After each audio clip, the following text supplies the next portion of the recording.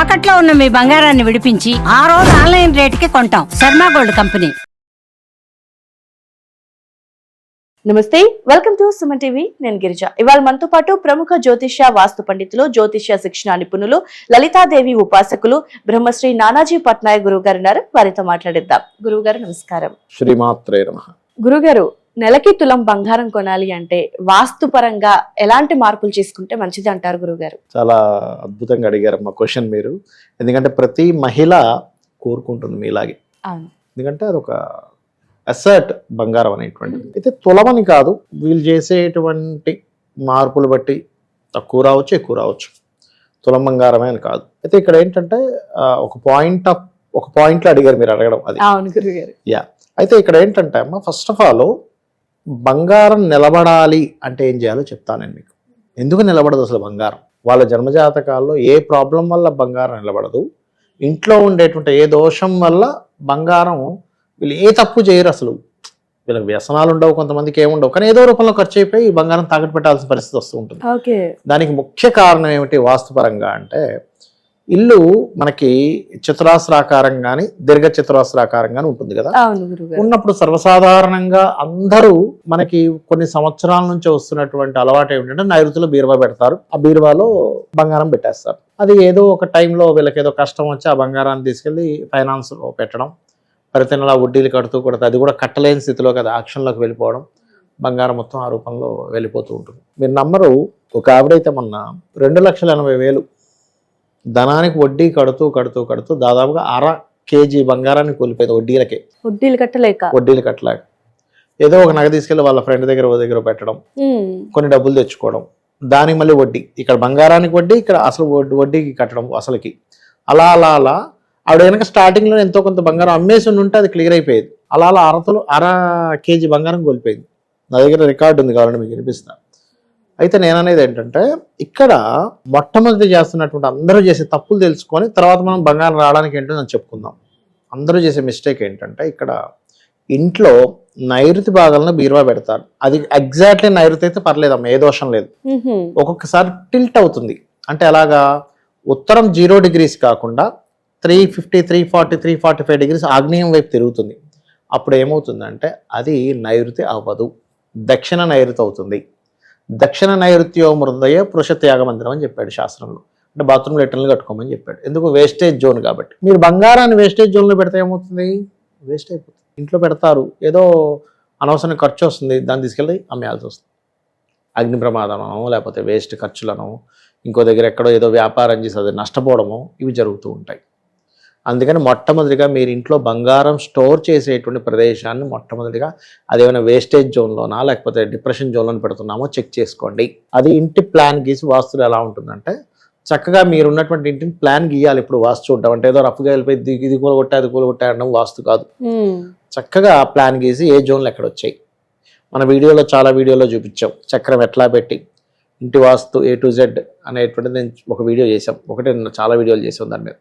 అందులో జోన్స్ ఎక్కడెక్కడ ఉన్నాయి బ్రహ్మస్థానం నుంచి, ఆ జోన్స్లో ఒక్కొక్కసారి మనం నైరుతి అనుకుంటాం కానీ అది దక్షిణ నైరుతి అవుతుంది, అది వేస్టేజ్ జోన్ అవుతుంది. అందుకని ఎప్పుడు కూడా మీరు ఇంట్లో మాస్టర్ బెడ్రూమ్లో వాయువ్యంలో పెట్టుకోవాలి. ఇప్పుడు మీరు డబ్బులు బీరువా పెడితే ఆ మూల పెట్టుకోండి, కానీ మనీ కానీ జ్యువెలరీ కానీ డాక్యుమెంట్స్ కానీ మాస్టర్ బెడ్రూమ్లో వాయువ్యంలో పెట్టాలి. అది ఇంటి మొత్తానికి వెస్ట్ అవుతుంది. వెస్ట్ అనేది గెయిన్స్ అండ్ ప్రాఫిట్ జోన్ అంటారు. ఇది మొట్టమొదటిగా మీరు తెలుసుకోవాలి. లేదండి ఇంట్లో మాకు ఉత్తరం వైపు పెట్టుకునే ఛాన్స్ ఉంది, ఇంకా మంచిది. ఉత్తరే నిధి సంస్థితం అని చెప్పారు శాస్త్రంలో. కాబట్టి ఉత్తరంలో చక్కగా మీరు బంగారము ధనము పెట్టుకోవచ్చు అని చెప్తుంది. ధనం అయితే ఖచ్చితంగా ఉత్తరంలో పెట్టుకోవచ్చు అని చెప్పింది. ఎందుకు? ఉత్తరానికి కుబేరుడు అధిపతి. కుబేరుడు అధిపతి అయినప్పుడు, మీకు బుధుడు అధిపతి అయినప్పుడు ఉత్తరానికి మీరు అక్కడ ధనం పెట్టడం వల్ల నిలబడుతుంది. అదేవిధంగా ఉత్తరం వైపు వైట్ కలర్ ఉండేలా చూసుకోండి గోడకి. ఆగ్నేయంలో ఎట్టి పరిస్థితుల్లో బాత్రూమ్స్ లేకుండా చూసుకోండి. ఎందుకంటే ఆగ్నేయంలో బాత్రూమ్స్ ఉంటే అగ్ని ద్వారా ధనం వస్తుందని చెప్తుంది శాస్త్రం. రావాల్సిన ధనం రాకుండా ఆపేస్తుంటాం మనం ఆగ్నేయంలో బాత్రూమ్స్ పెట్టుకోవడం వల్ల. సో ఈ ధనం ఎక్కడ పెడుతున్నామో, బంగారం ఎక్కడ పెడుతున్నామో అనే జాగ్రత్త మొట్టమొదటిగా తీసుకోవాలి.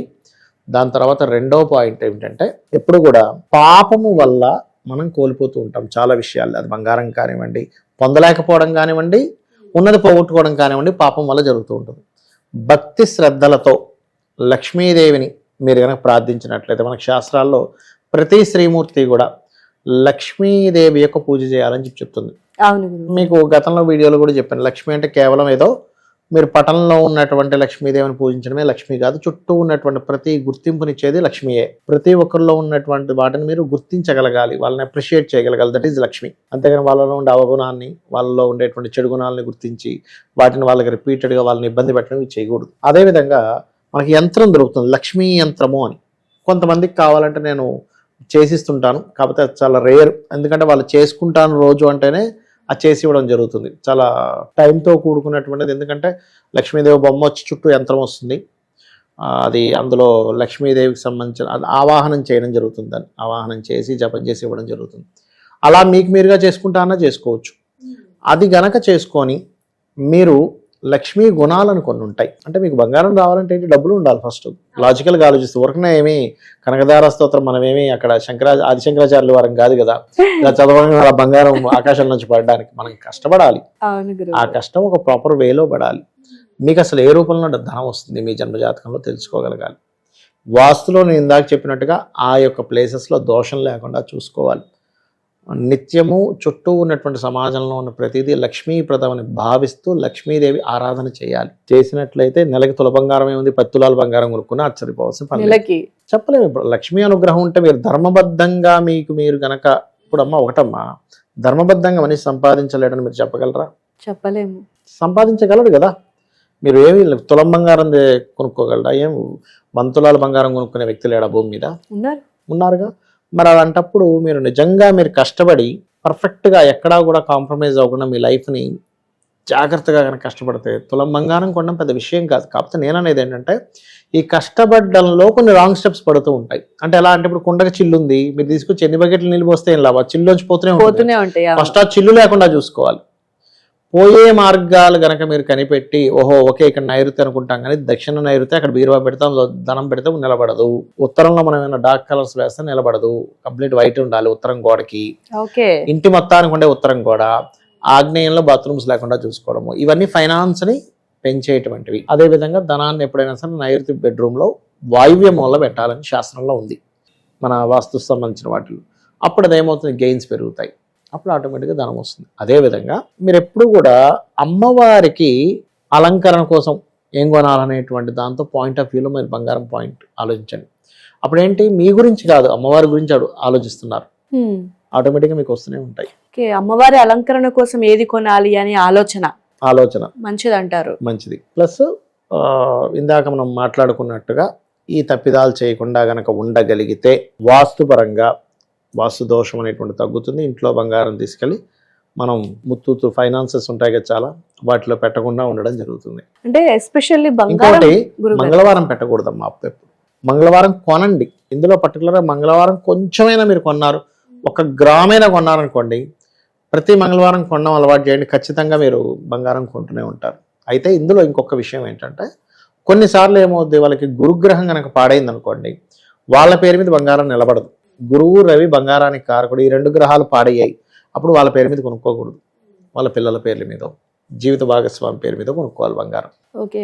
సో ఇటు బంగారం కొనాలి అంటే జాతక చక్రం పరిశీలన చేసుకోవాలి. సో మరి నెలకి ఎంతో కొంత బంగారం మనం కొనాలి, స్తోమత రావాలి అంటే వాస్తు ప్రకారం చూసుకోవాలి అంటారు. వాస్తు పరంగా నేను ఇప్పుడు చెప్పినటువంటి పాయింట్స్ గుర్తుపెట్టుకొని కనుక ఆ జాగ్రత్త తీసుకుంటే ఖచ్చితంగా కొనుక్కుంటారు. అంటే వాస్తు ప్రభావమే మనకి ఎక్కువగా, అంటే మనం డబ్బు సంపాదించడానికైనా లేదంటే బంగారం కొనాలన్నా సో వాస్తు ప్రభావం ఎక్కువగా చూపిస్తుంది అంటారా గురువు? 3 రకాల ప్రభావాలు ఎక్కువ చూపిస్తాయమ్మా. ఒకటి జాతకం, మీ జన్మ జాతకంలో గురువు రవి పాడయ్యాడు, ఖర్చు పెట్టే టైం నడుస్తుంది, బంగారాలు తీసుకెళ్లి కొదవ పెడుతూ ఉంటారు. రెండవది నేను ఇందాక చెప్పిన తప్పిదాల వల్ల. మూడవది ఎప్పుడు కూడా నెగటివ్ చాంటింగ్. అంటే ఎలా అంటే అయ్యో బంగారం మొత్తం పోయింది, అన్ని లాస్ అయిపోయి, అన్ని పోతున్నాయి, ఏం చేసినా కలిసి రావట్లేదు, అది అంటూ ఉంటారు చూసారా నోట్స్ నుంచి. అది ఒక మంత్రంలా పనిచేస్తుంది. అది మంత్రంలా పనిచేసి వాళ్ళకి మరింత నష్టాన్ని ఇస్తూ ఉంటుంది. మీరు ఇప్పుడు మంత్రం ఉంది, ఆ మంత్రంలో ఒక అక్షరం కూడా తప్పు రాకూడదు, తప్పు అయితే అది అలా పనిచేస్తుంది అంటారు. మరి ఇది కూడా పనిచేయాలిగా. అది చేసినప్పుడు ఇది చేస్తాం కదా. పనిచేస్తుంది ఖచ్చితంగా అది. ఓకే గురుగారు, సో తులం బంగారం నెలకి కొనాలి అనుకునే వాళ్ళు ఖచ్చితంగా వాస్తు ప్రకారం మీరు చెప్పిన పాయింట్లు పాటిస్తే, సో నిజంగా అంటే వాస్తు బాగోలేదు కలిసి రావట్లేదు అనే మాట చాలా సాధారణంగా వింటూ ఉంటాము. సో ఎస్పెషల్ గా బంగారం మీద కూడా ఇంత ఎఫెక్ట్ చూపిస్తోంది, సో బీరువా కానించాలి బీరువాలో పెట్టే డబ్బుల వరకు కూడా ఈ ప్రభావం చూపిస్తోంది అనేది నిజంగా పాటించాల్సిన క్షేత్రము అంటారు విషయాలు. భూమిని.